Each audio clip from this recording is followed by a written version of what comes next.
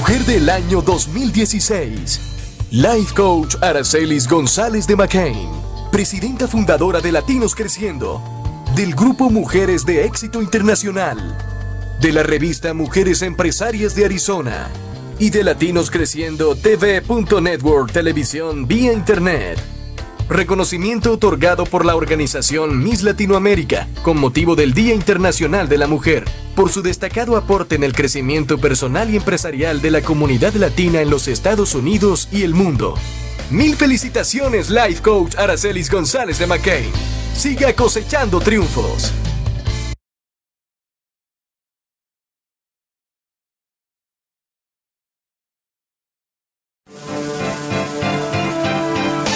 Latinos Creciendo es el único show de radio de talento independiente en el estado de Arizona que recibió credenciales de prensa para la histórica visita del Papa Francisco a los Estados Unidos de septiembre 22 al 29 del 2015. En Latinos Creciendo estamos formando líderes visionarios y mujeres de éxito a nivel mundial. Motívate, empodérate, crece con Life Coach Aracelys González de McCaine.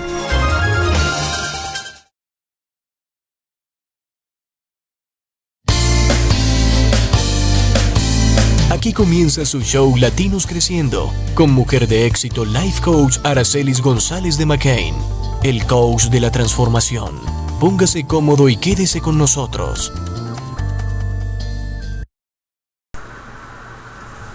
Good afternoon, everybody. Life Coach Aracelys González de McCaine here, and I am pleased to introduce you Dr. John McCaine, Ph.D. Psychologist, 40 plus years expert in domestic violence and abusive relationships. In my understanding, there are several kinds of situations to consider. We are talking about domestic violence, abusive relationships versus healthy relationships, dating violence, emotional abuse, verbal abuse, stalking, economic abuse, physical abuse, and sexual abuse, among others.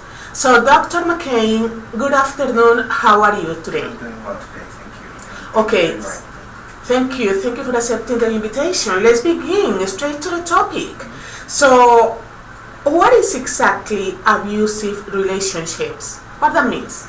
Abusive relationship is a relationship in which one member of the relationship is feeling misused, violated, attacked, humiliated, and in extreme cases even physically in danger, including the potential for serious injury and the loss of life. So abusive relationships have those things in general in common.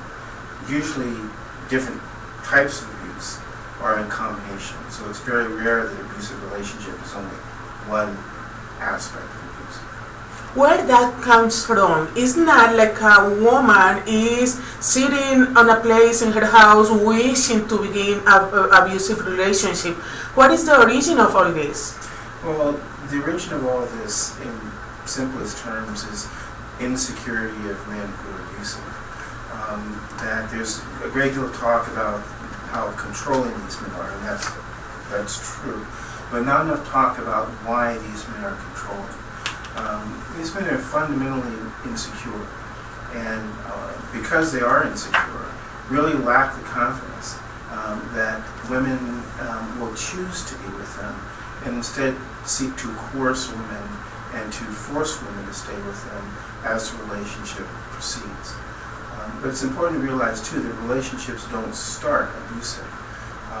They start with people wanting to be together, choosing to be together, and in many cases starts with women not knowing that they aren't being told the whole truth by this individual who ends up later on being somebody very different than who they originally present themselves as being. That's something very common that women say, for example, you are not the person I got in love with or something like that. So let's go to the abusive dating, for example, or dating violence. So let's begin with that. What can a woman do if when she is just beginning her relationship with somebody, she realizes that this person is abusive? Okay. First thing to realize is that when you talk about dating violence, you're talking mostly about teenagers and young adults. You're not so much talking about women who are in committed relationships. So that's the first thing to realize. The other thing too is to realize that not all abusive relationships are violent. In fact, most are not. So if you're just looking for violence, you're likely to miss some very clear signals that this might not be the relationship for you. What you're really looking for is flexibility and control. Does the person that you're dating seek to and need to control everything about what's going on, where you eat, who pays, the type of food that you eat, movies that you see? That the number one thing to look for is a person who is unwilling to give up control, even control over phone numbers. I always encourage people to build relationships slowly. One common aspect of abusive relationships is the speed at which they proceed. People who are abusive like to push the pace.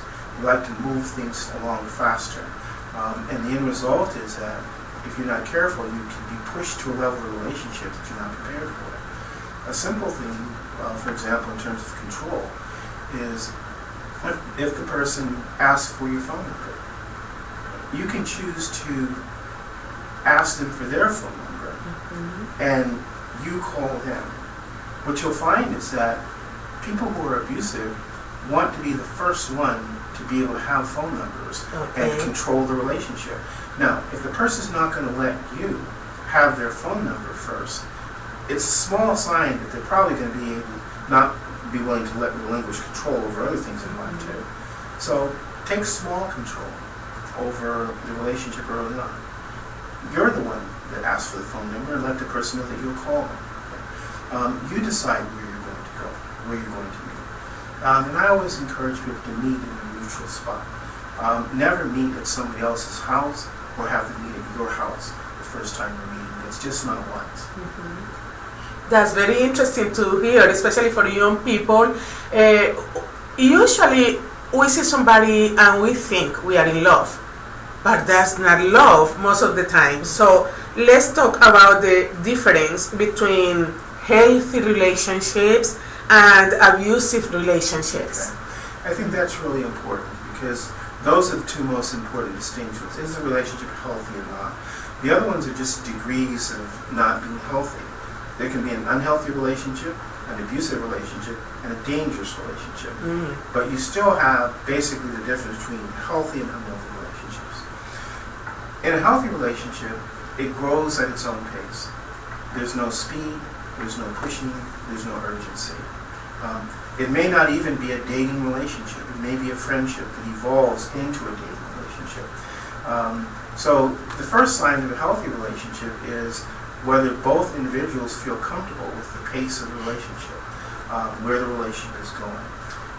And do you look forward to meeting the other person? Is there healthy anxiety, wanting to dress right and present yourself in a way that looks healthy, but also presenting yourself in an honest way?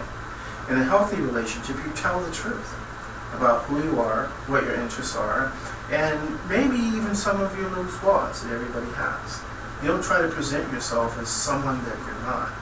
A healthy relationship is based first and foremost on truth and honesty. Simply telling the truth and being the truth for the other person. Another aspect of healthy relationships is you feel encouraged, motivated, even inspired. In a healthy relationship, you can accomplish more in the relationship than you can on your own, because the other person does motivate you and inspire you. Those little fears or anxieties about things you may want to do. Maybe you wanted to go to college, but you weren't sure. In a healthy relationship, the person is going to say, you can do this. I believe in you. In an unhealthy relationship, the opposite is true. You'll be able to accomplish less than you could alone, because the other person is trying to restrict you. They want to dominate your time and monopolize your time. They don't want you necessarily to be an independent person that has a life and things of your own. So they may discourage you from working, discourage you from going back to school, discourage you from doing things that you truly want to do. So in an unhealthy relationship, you can probably properly, you will be able to accomplish more on your own than you will be in that relationship. That is discouraging, and in extremes can be humiliating and deflating in terms of your self-confidence and your sense of who you are. So healthy relationships will allow you to do more than you normally could do. Unhealthy relationships will restrict you to have you do less than you're capable of doing. What I am listening, as you describe this healthy relationship, is maturity and trust. So if we can find these two ingredients in our relationship, we are taking the good path, so to speak. But sometimes we don't pay attention to that kind of signs, I believe, and we ended in a really bad situation. So this is just beginning the relationship. It's possible for a man or a woman to learn abusive or to be abusive from the parents or the place they grew up. Well, everything you learn, everything you do, you learn from somebody. Okay? So that's why I have to laugh when people say they're self-made, because that's really kind of arrogant. Everything that you know, you learn from somebody. You put different pieces together. Now, here's the interesting thing about learning and abusive relationships. The majority of children that grow up in abusive relationships do not become abusive adults, simply because they've learned how harmful it is, they've learned how uncomfortable it is, and because they've learned it, they actually will not become abusive as adults because they have learned. Okay? Others individuals haven't so much learned as much become afraid. They find themselves afraid and insecure. And so the end result is it's what you learn. So there are the majority of people who grow up in violent and abusive homes, and they go up into professions where they try to help people. Counselors, therapists, law enforcement, social workers. If you look at their backgrounds, they've had more abuse in their backgrounds than the average person. But they've learned that peace is important in the home as opposed to violence. On the other hand, you have individuals who grow up in violent homes, and they've learned to identify, to model themselves, copy after the abuser, because they've learned, unfortunately, that power can give you your way. Now, it may be temporary. The problem with abuse is not the violence itself, it's power and control. And unfortunately, they have learned that when you are intimidating, when you are violent, you can get your way. And until it costs you something, they don't have any reason to change. So the question is, do you identify with the pain of abuse and want to have peaceful homes in the future? Or do you identify with the power of the abuser and continue to seek power in intimidation, control, and violence? So it's what you learn. Okay. How common is it for a man to be abused and not knowing that he is abused? Abusive. Not knowing and denying are two different things. Okay. My own belief is that men who are abusive know they're abusive, but it's not in their best interest, number one, to admit it or to change. They may see themselves, in some cases, as being disciplinarian, as being strong. They will, even when they're abusing their kids, they will say it's to discipline them. Okay? But I don't know personally, having worked with men who are this way, I've learned that men who say that really don't believe it. They know the difference between discipline and beating a child. One is about a lesson learned. The other is about dominating your kid and controlling your kid physically.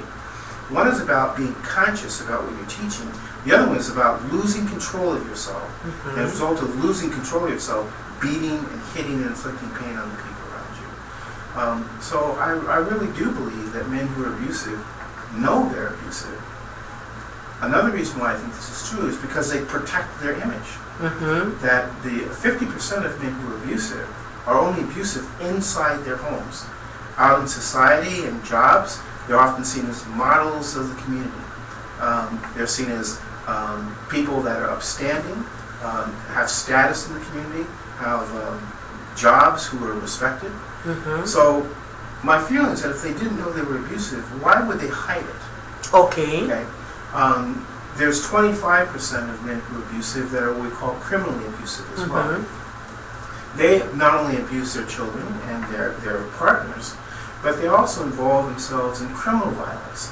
They're violent in general, okay, and in some regards, are the highest risk and most dangerous in terms of violence. So, but they're consistent. The majority of men, or at least 50%, who are abusive in their homes, make efforts to hide it so that they live a double life. So, my feeling is that if they work so hard to hide their abuse, they must know that it's wrong and that they're doing it. And the kind of excuses we commonly hear from them, like for example, because I love you, I am just doing this, or acting like that, but it's because I love you, or you make me do this, I am like this because you are acting like this. That kind of excuses, which other excuses can we take care of when talking about abusive relationships? Well, keep in mind, there's one person responsible for the abuse, and that's the abuser. That it's not like you can make somebody who's not abusive. That doesn't exist. Now, men tell you that. They will tell you they've never done this before, but then you check in their relationship in the past, and you find it's done before. It's one reason why abusive men really don't want women they're meeting for the first time to know about their histories. They will say things like, well, the past is the past. Okay. As a way of keeping you in the dark, keeping you secret. Keep in mind, a healthy relationship is based on honesty. And that includes somebody meeting you and saying, you know, I wasn't the best in the past. I made some mistakes. That's honest. That's honesty. And I think that's to be expected. I'm always wary when somebody refuses to talk about their past, particularly when they say things like, well, the past is behind you. The past is a part of you, and you learn from your past.